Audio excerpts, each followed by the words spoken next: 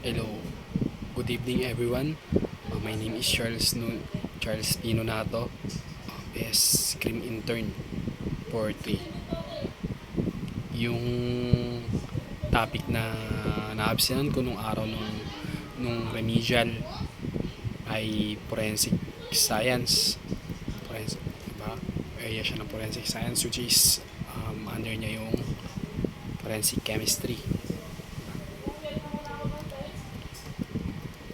and toxicology.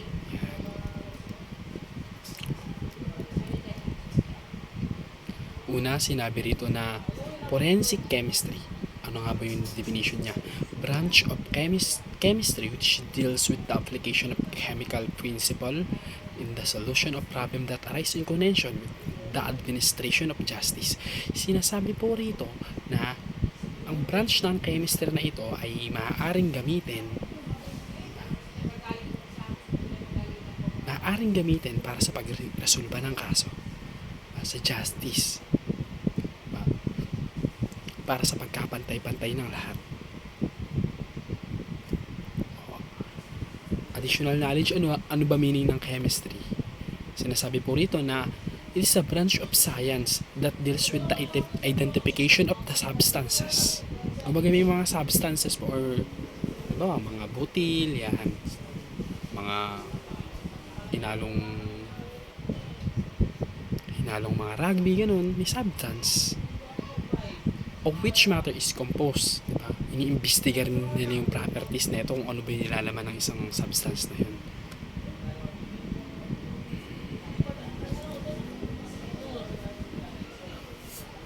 Okay, let's proceed to forensic science. Pag sinabi naman po natin forensic science, it is the use of science and technology to enforce civil and criminal laws. Diba? Ang ating pong forensic science ay maaari nang gamitin para sa ayan, para gawin, di ba? Yung mga ano nga ba yung mga civil na action, criminal na action, di ba? Criminal laws and civil laws.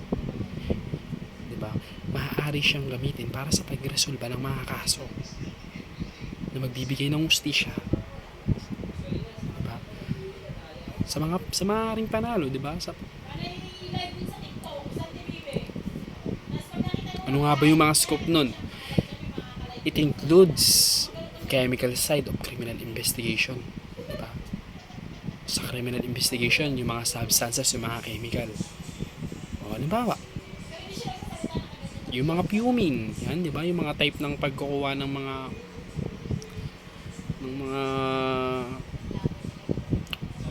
fingerprint na trace sa isang bagay. Yun yung mga fuming, nilalagyan din natin ng powder. Diba? Next one is it includes the analysis of any material, the quality of which may give rise to legal proceeding. Ibig sabihin po nito, ano nga ba yung mga corroborative evidence, maaaring mga karagdagang ebidensya, di ba? Sa pag-aalam ng mga kung gaano ba ka-quality yung mga bagong evidence pag sinaliksik pa nila yung isang substance or chemical. Di ba? Na maaari nilang gamitin diyan sa legal proceeding, di ba? Paglilitis. Pang-apat, it has invaded other branches of forensic sciences, notably legal medicine, ballistic, documents, dactyloscopy, and photography. Diba? Ay yung sinasaklaw ng ating forensic sciences. Legal medicine, yan, nandiyan na po yung mga ating rigor mortis, algor mortis, rigor mortis, cadaveric spasm.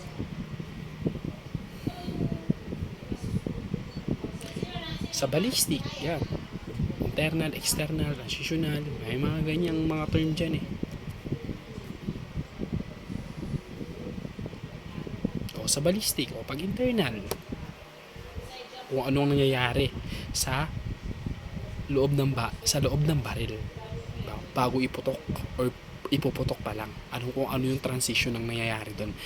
Dito naman sa external, paglabas, diba? Paglabas ng bala,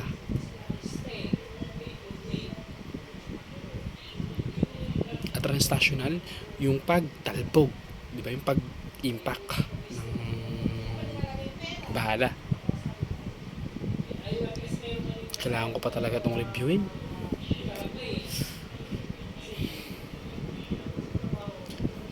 Question documents. Yan. Nandiyan yung mga ano natin, yung juxtaposition, mag-navigation, kinukumpara yung dalawang bagay, yung dalawang sulat. Most yan, nangyayari dyan yung mga perma nila eh. Yung mga forged sign or simulated signature na hindi naman talaga siya yung nagpirma na yun, tapos dinidiin nila sa korte, diba, na kanila daw yun in order for them na maka-gain for benefits, diba. Bawas istapa, ginagawa nila yan.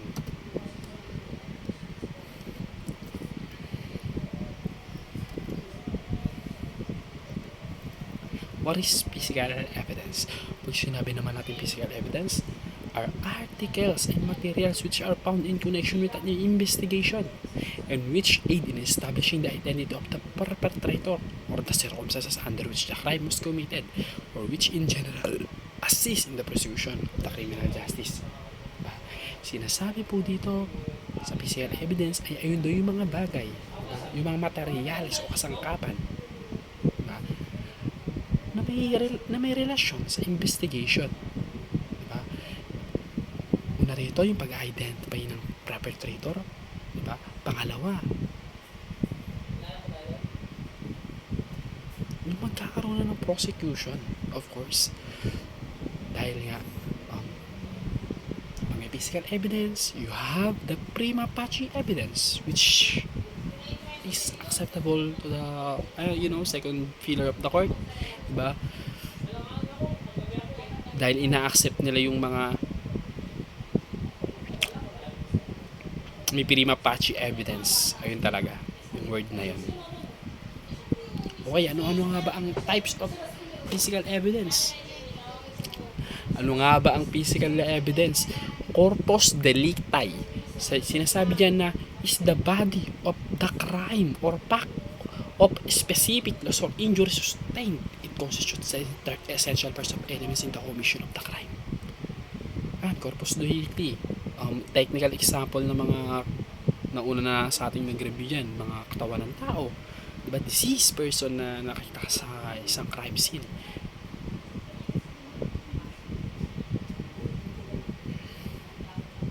Diba, injury sustained.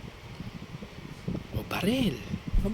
May mga malaking factors na sila yung mga may best chance na corpus delicti. Associative evidence. May sinabi naman associative evidence.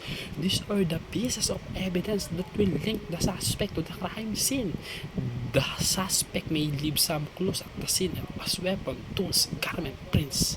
Pag sinabi naman natin yung associative evidence, ito yung mga bagay na maaaring mag-link, di ba, sa suspect or perpetrator. Halimbawa dyan, ayan na, nandiyan na yung tools, di ba? Ano ba yung mga tools yan? Ito, kilala ba itong may dugo doon, tapos merong stab wound. Sino lang ba may kautsyo na nakita mo? This is associative, di ba? Na link mo. Kasi nakita mo siya may hawak. Link. The word link is associative evidence. Ano pa ba? Garments, di ba? Mga damit. Ano kulay ng damit mo nun? Ito, kulay. Nakita ko stripe. Nakita sa ano. Ayun, mga associative evidence. Prints. Shoe print. Mga shoe print natin. Yan. Ayun yung mga bagay na maaaring magturo kung sino ang perpetrator. Diba? Without the personal knowledge from other person. Ang galing ng associative evidence. Tracing evidence. Pag sinabi natin tracing evidence, it is article which assists the investigator in locating the criminal. Stolen goods in the possession of the suspect in an example of tracing evidence. Tracing evidence, diba? Ayun daw yung mga bagay na mag-a-assist, diba, sa investigator para mapuntahan yung kriminal. Diba? Most example daw dito yung mga stolen goods possession of the suspect. Halimbawa, sa Divisoria, uso yung property crimes, which is robbery or ano pa ba? Theft, o even theft. Sa bahay ng suspect, nakita mo dun tumakbo sa kanto. Tapos may malaking factors na hindi siya nakatira kasi dun siya tumakbo sa malaking kanto na yon. Sa bahay niya, si police peping o BJMP PO1 peping, ano yan, pumunta sa bahay nila para mag-inspect mo, nakita mo yung mga parts ng cellphone dun, di ba? Maaaring binibenta yung parts ng cellphone. That was so-called tracing evidence. Ayun yung mga stolen goods nandun lang sa property ng isang perpetrator na yun.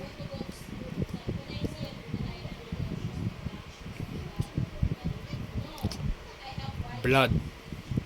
Pag sinabi nating blood has been called circulating tissue of the body, it is referred to a highly complex mixture of cells, enzymes, proteins, and organic substances. Blood is opaque. On treatment with water or other reagents, it becomes transparent or assume light color. It is faintly alkaline. Pag sinabi naman dyan na blood, ito yung mga dumadaloy sa tissue natin, sa katawan natin. Cells, binubuo sila cells, diba? May plasma, may white blood cells, red blood cells. This is the called cells. Yan. Enzyme, I don't know what enzymes mean, so I can do a research. What is enzyme?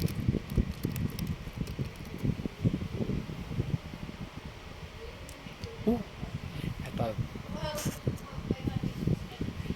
Sinasabi na ang enzyme ay isang biological catalyst, usually a protein that accelerates chemical reaction in living organism not being consumed in the process. Diba? Ibig sabihin, kinukonsider siya ng protein.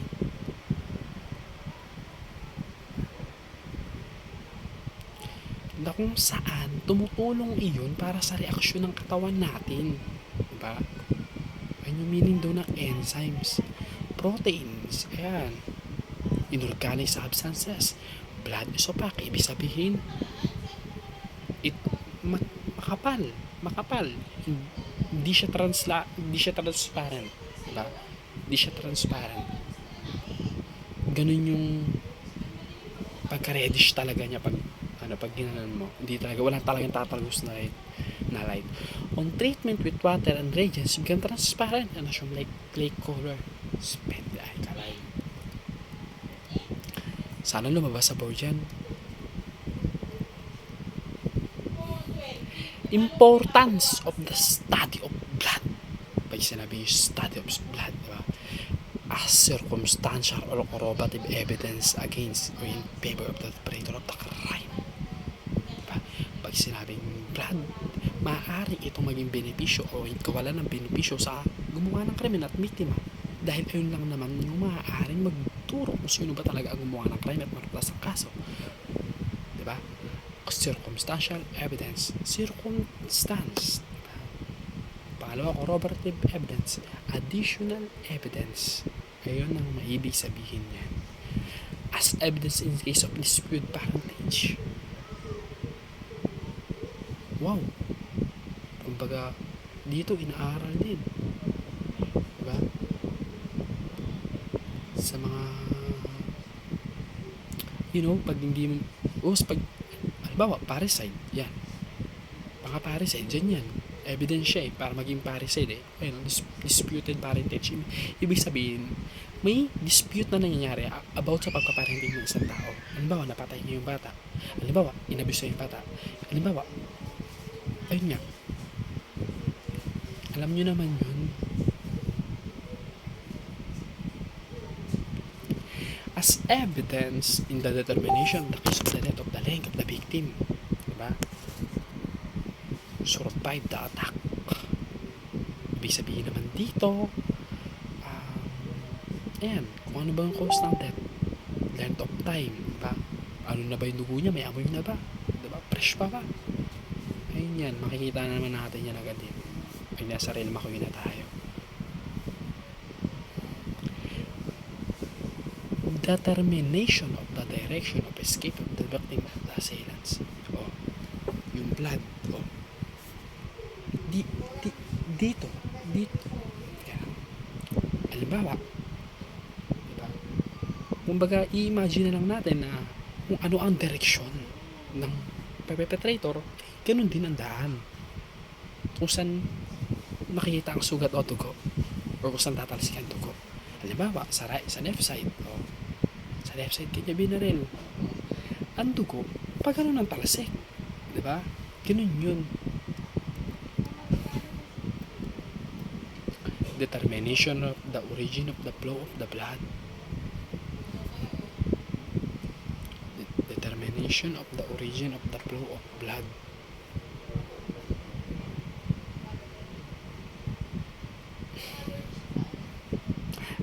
As evidence in the determination of the approximate time that was committed. Diba, malalaman talaga nila kung anong oras namatay, anong oras nangyari ang crime. Diba ang composition ng blood? Meron pa rito nakalagay water. Wow! Water is 90%. Solid, 10%. 45% is formed elements of the solid material consisting of 45 to, tandaan mo yan. Tandaan mo yan, sir, baka lumabas sa word yan. Red blood cells, white blood cells, blood platelets, or thrombocytes. Thrombocyte ang other word ng platelets. R-E-W-L.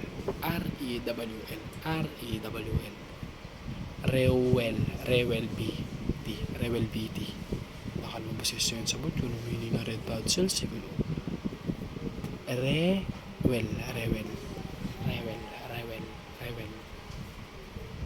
Blood platelets or thrombocytes. Blood platelets, thrombocyte, red blood cells, erythrocytes, white blood cells, leukocytes, erythrocytes, leukocytes, thrombocyte. 55 yung plasma.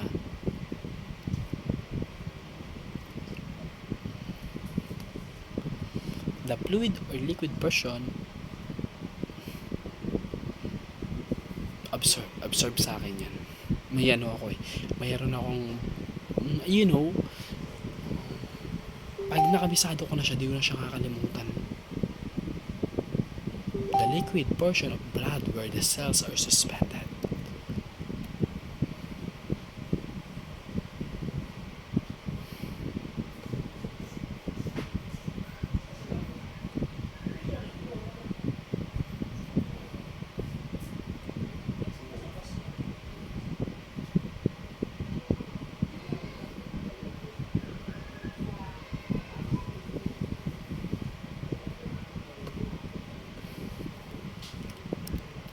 Pinapa-duty pa kami sa Kabso. Tapos na duty ko. Kapahinga na po ako para sa akin. Para din sa pagpapasa ko, kahit araw-araw may nakuha man lang akong 3 words, diba? Malaking bagay na yun para sa akin. Lord, bigyan mo po kami ng disiplina para sa amin kinabukasan. Serum, a straw yellow colored liquid form when clotted blood is allowed to stand for some time and clot contracts. Diba? Straw yellow siya.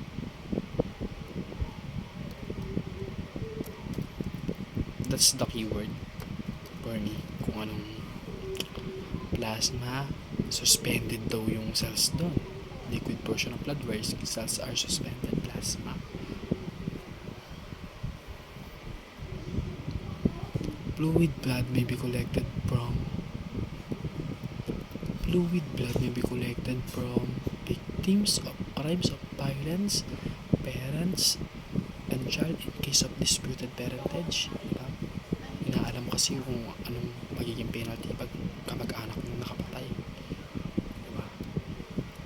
Dried blood or blood stains may be collected from smooth surface like walls, finished floor, and tabletops. Diba?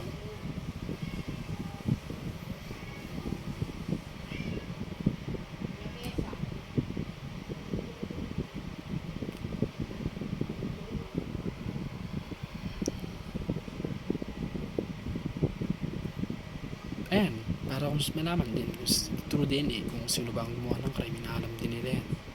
Even though there is dried na siya, naalam pa rin talaga ganun ano natin ang forensic chemistry natin. Ang galing ng ng siyensya. Saan siya nakukuha? Minsan yung mga dried blood sa hard surface like axe, hammer, knife, stone, crowbars, glazed surface like glass, tiles, automobiles, bulky objects like blockyard, linoleum sheet, doors, window frames, clothing, blood absorbed by the salt.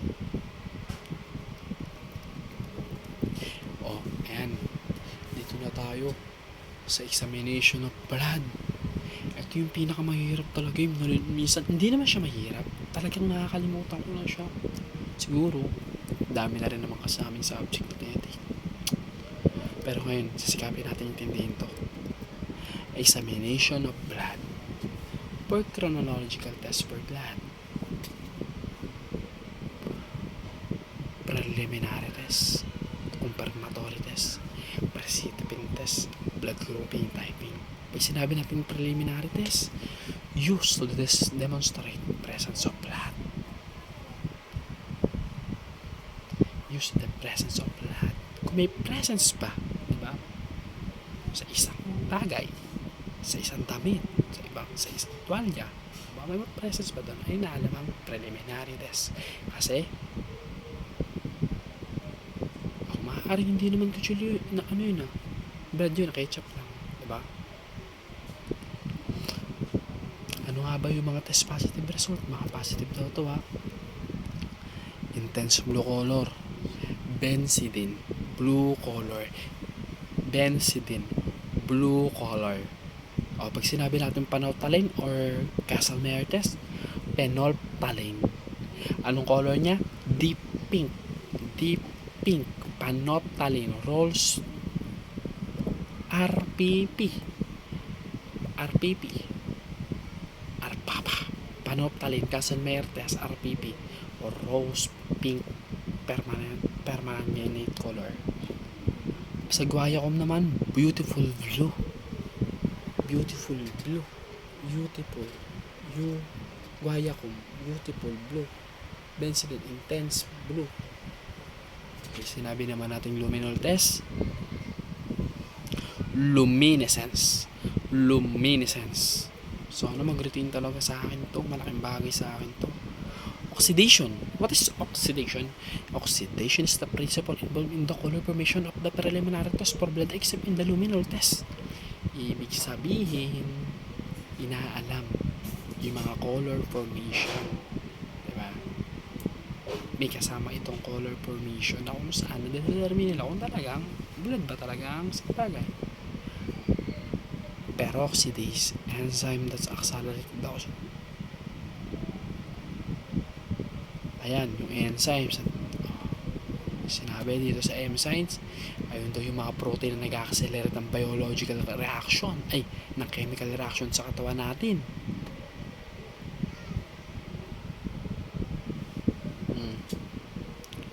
Diba? Oxidation sa peroxide compulsive peroxide, ayun yung trabaho niya. Na-accelerate yung oxidation. Peroxidase. Confirmatory test, the actual proof that stain is blood. Yan, kinukonfirm nila kung, dugo ba talaga yan? Ganun yung nangyayari. Microscopic test. Pag sinabi natin microscopic test, ano ba mga microscopic test na yan? It is the useful for the demonstration and menstruation of blood corpuscles. Diba? Inaalam nila kung ano yung nilalaman ng blood na yun. Distinction between mammalian, avian, piscine, rectal, and blood. Inaalam dito yung iba't ibang uring pinagmula ng dugo. Maaari sa hayop, yan, tao, hayop, tao, yan. Mammal, kahit anong mammal, diba? Investigation of menstrual, luteal, and nasal changes. Ibig sabihin, inaalam din dito yung may nagpapalit kasi tayo ng dugo eh. Yun eh. Dito inaalam yung charges no. Nag-lecture ako ma. Marunong ka na rin? Hindi, ano lang kami, compliance namin.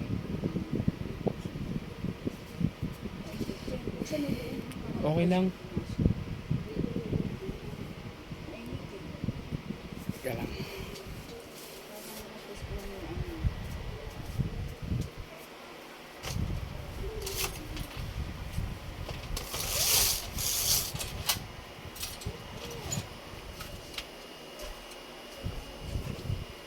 Mainit daw, sabi ni mama. Hindi pa kasi naka-aircon yung bahay. Tapang pera. Okay lang. Iigiyain. Marunong tayo makontento sa mga bagay na pinagkaloob sa atin ng Diyos. Diba? May mga bagay na hindi pa binibigay pero we are working for it. Diba? Microscopic test o microchemical or microstalin test na pala tayo. Sinabi dito na take test positive result ng mga test positive result. Teckman test or Hayman crystal test, TH to. TH yung keyword ko dito. Teckman test or Hayman crystal, TH, Hayman. Dark brown rhombic crystal. Dark brown rhombic crystal. Teckman test or Hayman test, crystal test. Ayan. So, ano mag-retain sa akin yan? Mabasa ko sa board pag lumabas yan. Hemochromogon crystal test or Takayama test, TAHA.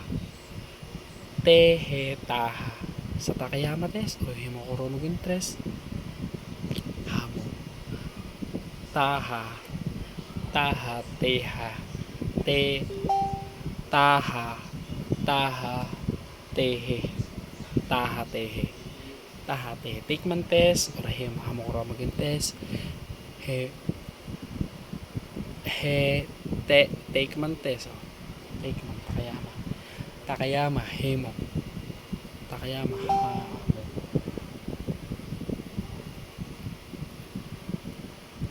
Teckman, hemin. Aceton hemin test, small dark rhombies, pink color pala yung hemochromogen or Takayama test. Pink pala siya. Salmon pink. Lumalabas daw yung color sa board niyan eh.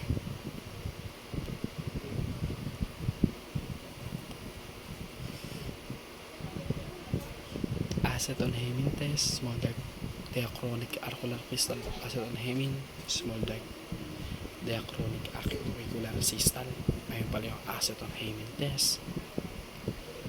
Aceton with the use of aceton. Sa hemochromogen crystal test, diba? Or tinatawag na Takayama test, TAHA.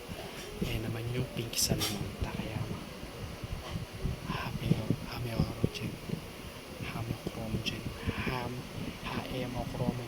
Hemochromogen.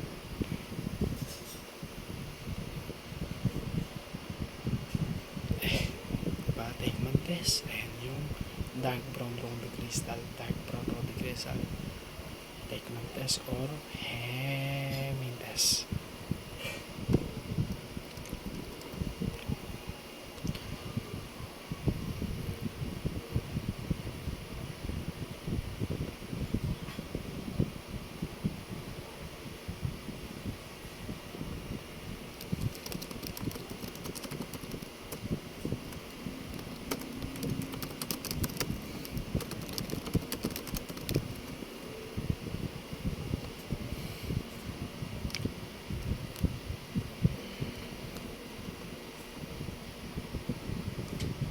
Spectroscopic examination, the most delicate and reliable test for the determination of the presence of blood in both old and recent stains. Diba?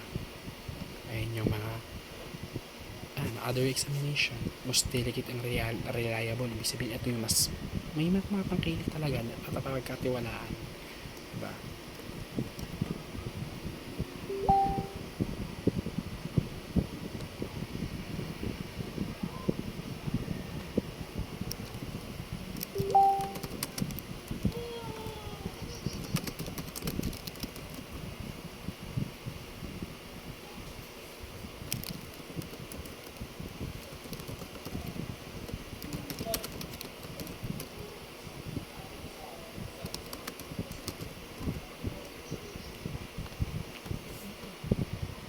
Okay, dito na tayo sa precipitin test. It is the standard test used to determine whether the stain blood of is human or animal origin. This is what does origin means. Pag sinabi natin origin, ano yung pinagmulan? Simple as that. Ang blood. Kung blood ba yun ng hayop o blood ba yun ng tao? Blood grouping or typing.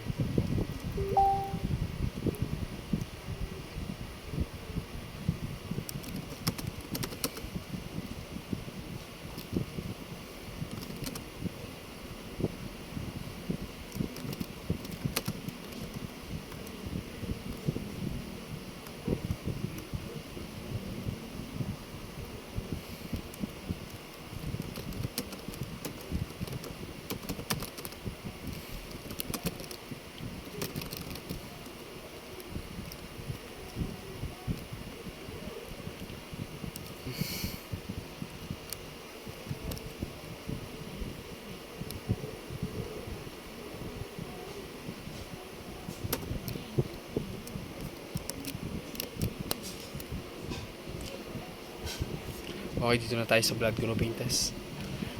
Agglutinogens and agglutines of ABO blood groups. Cell membrane. I will be going to laktawan to dahil di ko siya alam kung paano ituro. Ayoko na magbigay ng maling impormasyon po. Sinabing semen a viscid whitish fluid of the male reproductive tract consisting of spermatozoa suspended in secretion of accessory gland.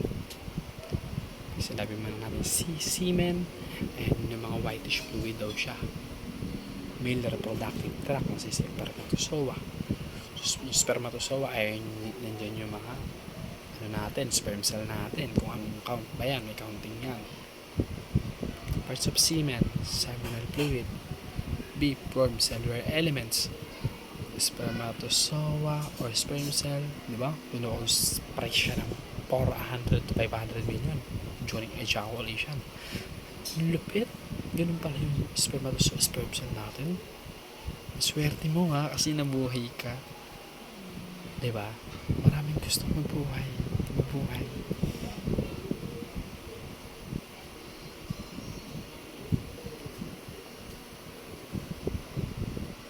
Saan ka nag-ano, Pepeng?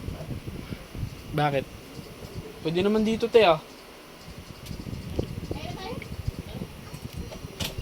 Pag sinabi nating cases wherein semen has no spermatozoa, it is aspermia, di ba? A condition wherein males have no spermatozoa at all in their seminal fluid. Kumbaga walang sperm, di ba? Walang parang butete na lumalangoy, walang ganun yung ibig sabihin ng aspermia. Pag sinabing oligospermia, a condition where males have no abnormally low sperm counts or few spermatozoa.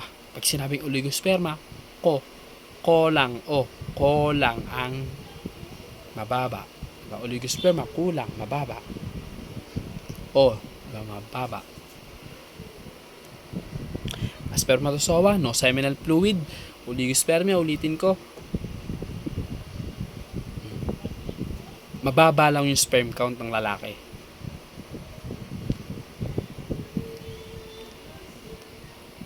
Pag sinabi naman nating okay, saan nga ba makikita yung round, mga fresh semen, vaginal contents of the victim, diba? Nakikita pa yan, may tira-tira pa yan. Rectal contents of the victim. What is rectal? Search natin what is rectal.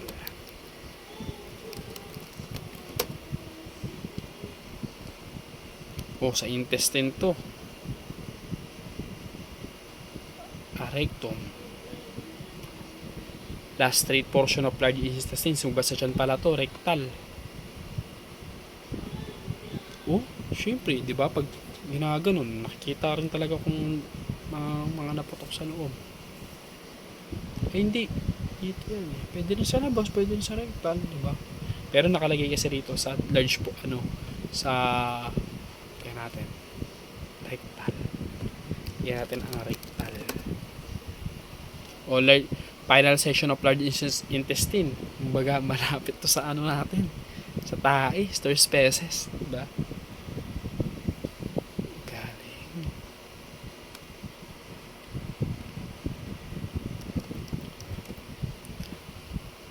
Makikita din natin yung semen sa mga wet or dried condition.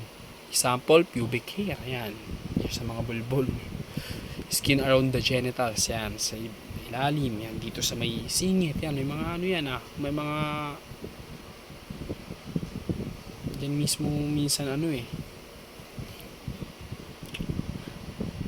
semen can be found as dry or stain under clothing sa mga damit. Yan. Sana pinutok ka na lang sa kumot. Ayun yung sample nun. Pag pinutok ka sa kumot. Under clothing. Bed sheet or bed clothing.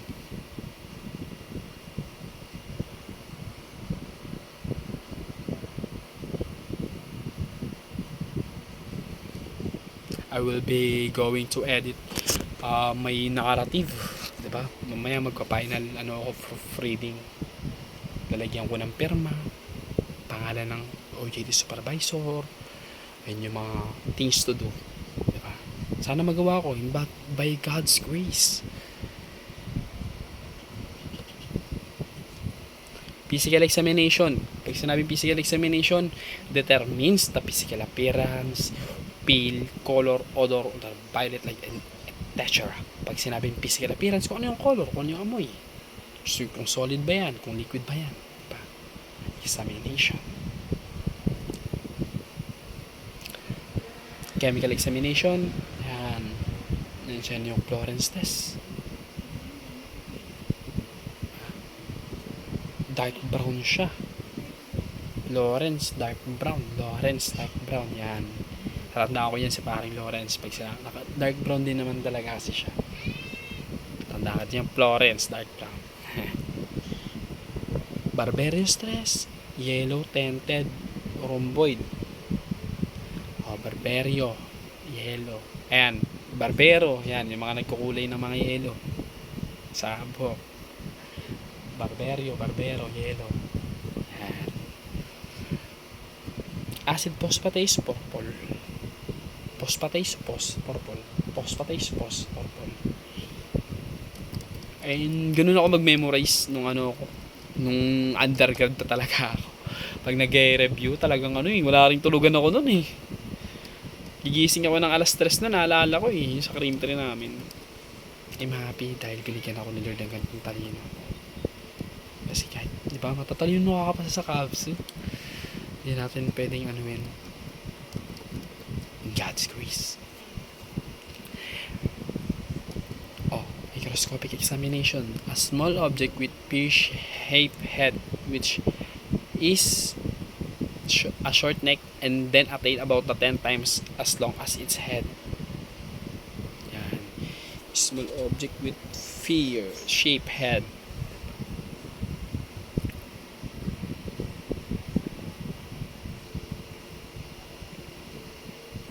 Yan, mga microscopic natin. Biological examination. The test was proposed by Barnum in 1901. This test is also known as spermato precipitation, which shows the great value of the identification in certain cases like bestiality. Mga bestiality, mga pakikipagtalik yan sa hayop. Only secretary can be determined by this test.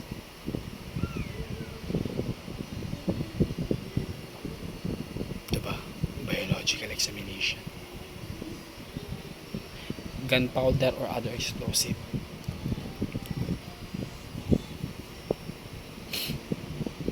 In the investigation of crimes involving the use of firearms, three most important problem may arise: determination of whether or not person has fired a gun. Diba? Yung powder, pag bumuto ka ng baril, pang, merong pulbura na lalabas galing sa basyo. Ha? Ayun ang kaya magkakaroon ka ng ano. Ha? Kung malalaman kung gumamit ka ng firearms. Probable gunshot range. Ayan. O, pag malapitan, permis. Sa body ng tao, meron din dito. Sa ulo, pag malapitan, meron din dito. Sa bandang balikat, diba? Or either sa ulo din meron. Kasi ulo yun eh. Diba? Determination of approximate time of firing. Of the time of firing of the gun. Ito, di ko alam mo paano explain. Possible location of gunpowder residue of the barrel of the gun, diba? In or around the wood, on the clothing of the person fired about close range, diba? On the exposed surface of the hand of the person firing the gun. Ayun yung mga maaaring lokasyon, diba, pag nagpuputok ng baril. Parapin test. Pag sinabi yung parapin test,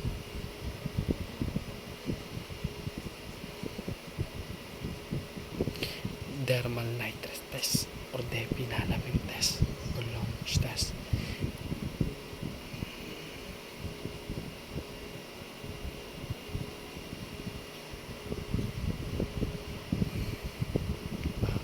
Ayun yung kandila.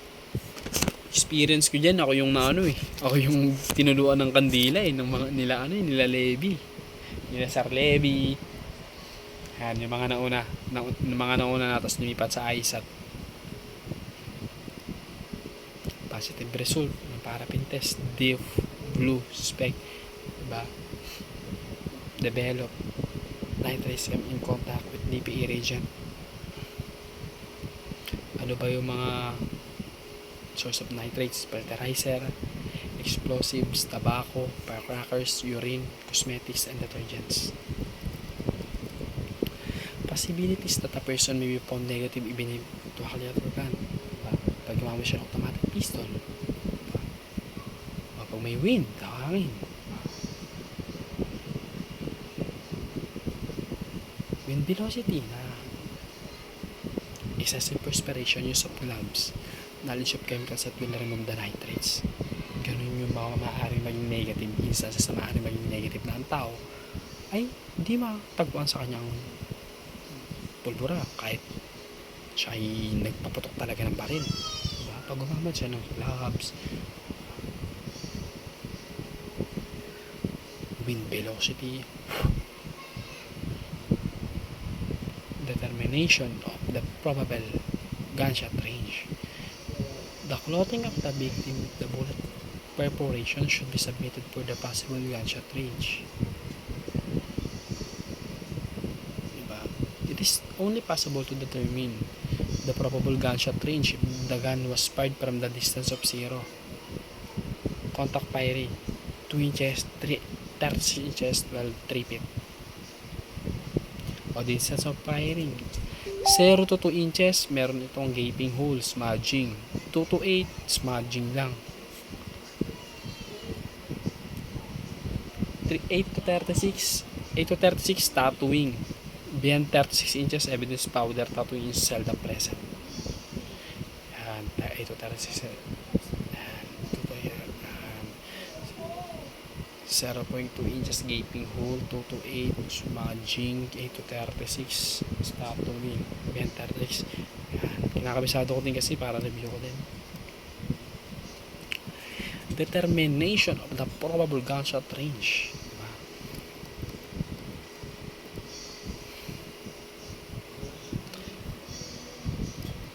Determination of probable time gun has been fired. Thrust. Formation of thrust inside the barrel after a gun has been fired is a good indication of the determination of approximate time gun has been fired.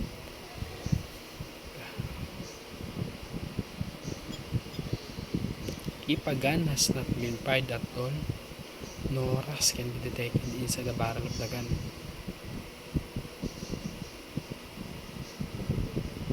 If a gun has been fired, the iron salt are formed and are bound inside the barrel. The iron salt are soon oxidized, resulting in the formation of rust. Pag presence of nitrate, yan. Nitrate muna mauna, NO2. Nitrate, pangalawa, NO3 siya. Blue and yellow green. Presence of nitrate, NO2 blue. Presence of nitrate and nitrate, OO3, yellow green. Memorize mo lang yan, observe lang.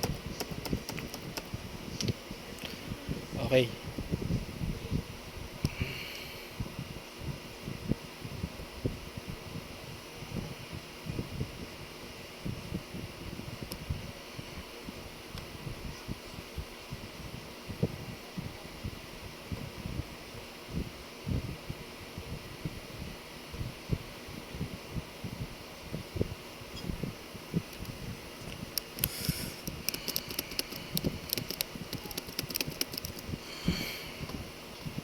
Mga 3 hours lang ako dito, pwede na. Tapos proofread ko yung yung research ko. What is here? Here is a special outcrop of the scene which occur everywhere on the human body except on the palm of the hands and the sole of the feet. It is not completely round but may be oval or flattened. Its width is not always the same along its length. It start out pointed at narrow and then strays more or less the same. Ayun yung hair natin. Wala sa palad at wala sa talampakan. Maaaring itong oval or flattened. Depende kung mabalahibo ka. Oh, may 2 kinds of hair tayo. Real hair at pose hair. Real hair, totoong long and stiff, patigas. Pag past, general short, curly wool. Curly, pause. Yung real hair ay yung long and stiff, matigas. Faster, kulot, woolly, short. Parts of hair. Ano ba ang mga parts of hair natin? Root.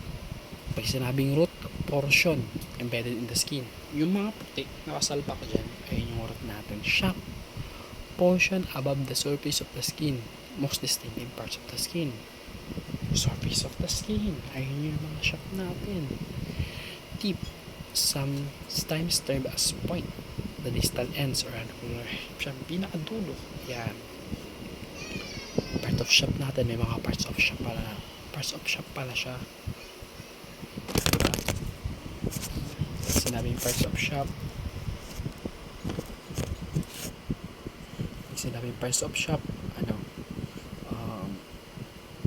andyan na yung cuticle, human or animal area, cortex, the race of the whether negroid, cuscosian or mongoloid, yung cortex na tells whether the helbus or male or female.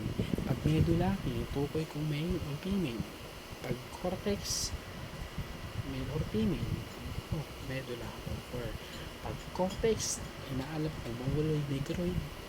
Pag cuticle, inaalap kung animal or tao.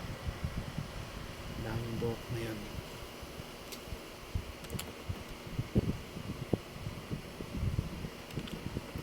Microscopic examination of hair, color, melanin, length, character, width or breadth, character of the hair, tip if present, manner by which hair had been cut, diba? Condition of root or base or bulb of hair, character of cuticle, character of cortex, presence of hair dye in hair, determination of whether natural or artificially curled, character of medulla. Textiles na tayo. Mag-1 na tayo, malapit na. Pag sinabi natin textile fibers, derived from the Latin word textilis and the French texere, to weave. But textilis Latin, French texere, to weave is textile fiber means that can be converted into yarn. Ay yung mga ginagawang tela. Classification of textile fibers. Meron tayong vegetable, ay mga example yan, cotton. Animal fibers, wool, Mineral waters, asbestos. Ano yung asbestos?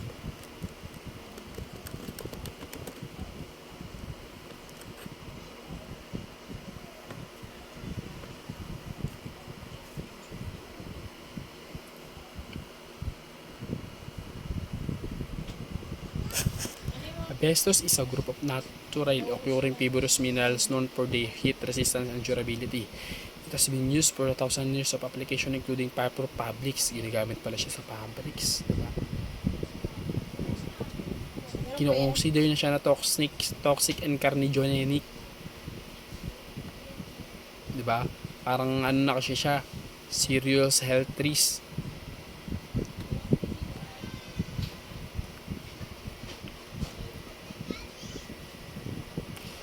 Synthetic fibers or synthetic fibers or artificial man-made. Yan. Diyan yung cellulosic, non-cellulosic. Inorganic, mineral, metallic. Ayun yung mga synthetic natin. Test for textile fibers, burning or ignition test. A test that determines whether the fiber is mineral, animal, or vegetable fiber. Ayun yung ignition test or burning test.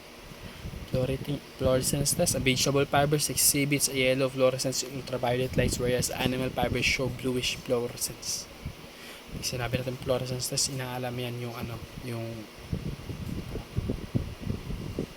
vegetable fibers exhibit yellow fluorescence. Pag vegetable daw, nag-exhibit ng yellow fluorescence sa ultraviolet light.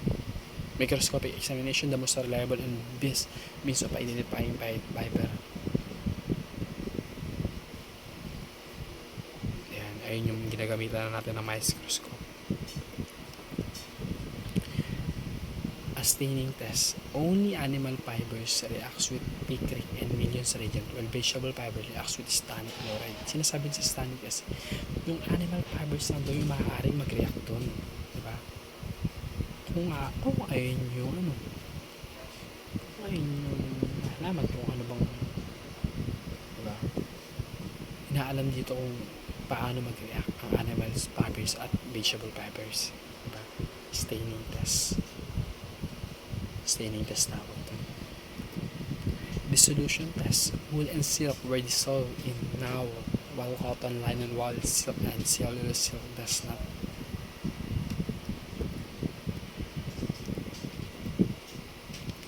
Glass na ako.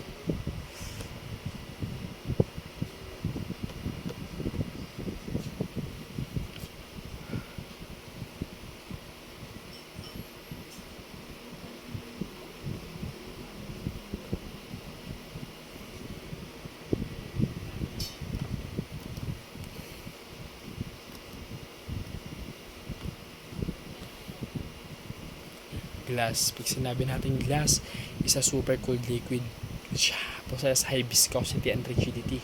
It is non-crystalline inorganic substance. Ano nga ba yung composition ng glass? Nandiyan yung silica, CO2, boric oxide, B2O3, phosphorus pentoxide, B. Diba? Pag sa board, kaya ko siyang ma-retain sa utak ko. Like silica, CO2, boric, B2O3, pentoxide, P2O5. For commercial use, silica is the most important. Silica ang lagi itong na ginagamit at pinaka-importante. It's the base of commercial glasses. It's made of silica, sand, and other metallic oxides. Oxide is used for fluxing. Yan. Durability, reduction of viscosity. Ayun yung trabaho ng oxide. Durability and avoid the viscosity of the glass. Analysis of glass. Spectrographic test. An instrumental method of analysis which determines the presence of trace elements. May trace elements pa doon, may fingerprint pa doon, may basag pa ng konti. X-ray diffraction test. Not as effective as the spectrographic analysis. It determines the type of pattern of glass. The type of pattern depends upon the composition of glass. X-ray diffraction.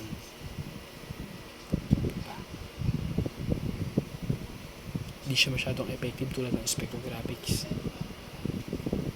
Pero yung pattern ng glass na determine niya.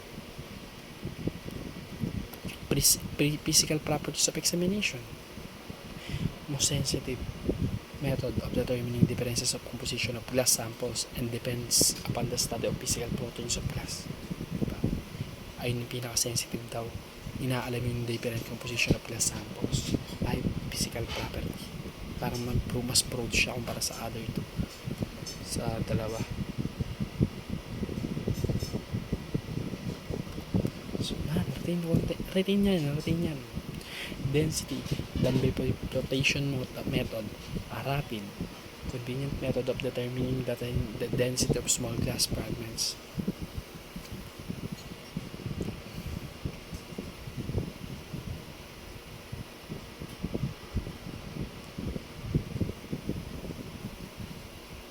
Refractive index, the immersion method.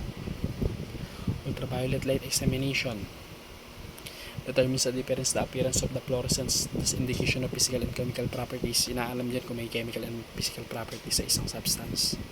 Diba? Polish marks. Pag sinabing polish marks, optical glass and other glassware are usually polished. Diba? Yung mga na-polish, yung mga niliha, yan, pwedeng niliha. Polish. Analysis of broken glass. Yan, meron tayong principle of 3 hours rule in radiant clock. Ano rin to medyo mahirap din talaga tong glass na to Concentrics, yan, may mga may mga ganyan, radial concentrics. Concentric. Pero,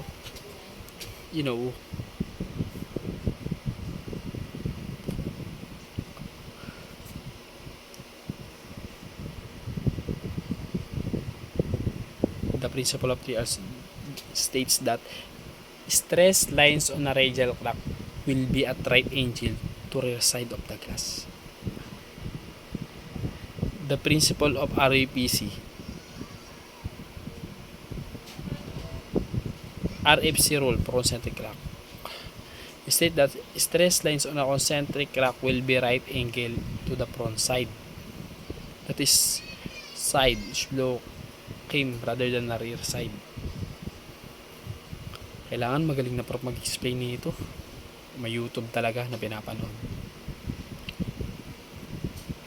Put impression.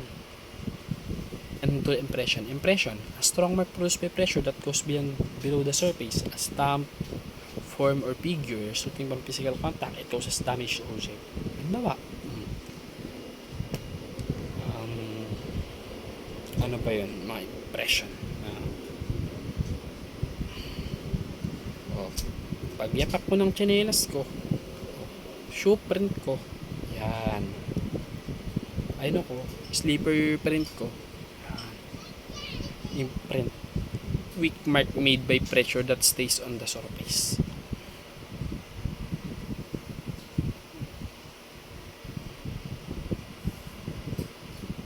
Kumbaga, di siya gano'n ka pressure, malakas yung pressure. Kasi nga, mahina lang yung contacts ng marks doon sa surface. Pero pag impression, strong mark yun. Pag imprint, weak mark. Sinabi mo, Lodge, appecular production of an impression with the use of casting materials. This is admitted that knowledge cannot reproduce characteristics object. Missing knowledge yun. Yan. What is knowledge? Nakalimutan ko na ano knowledge siya.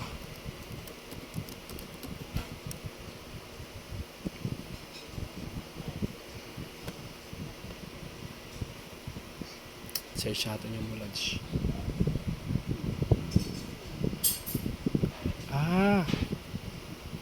Inaalam yung ano mo. Inaalam yung mga number ng isang number ng ano ng unit o sa mga sasakyan yan. Knowledge.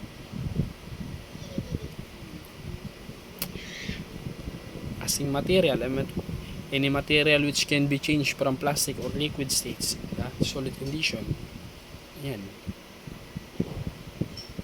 Pag sinabing any material which can be changed from plastic or liquid state to solid condition, ayun yung mga napapatigas natin bagay. Diba ba?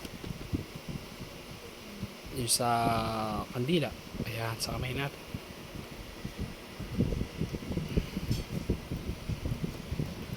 The next lesson is metallurgy. Naka 1 hour na rin ako. Kapagod. Thank you Lord.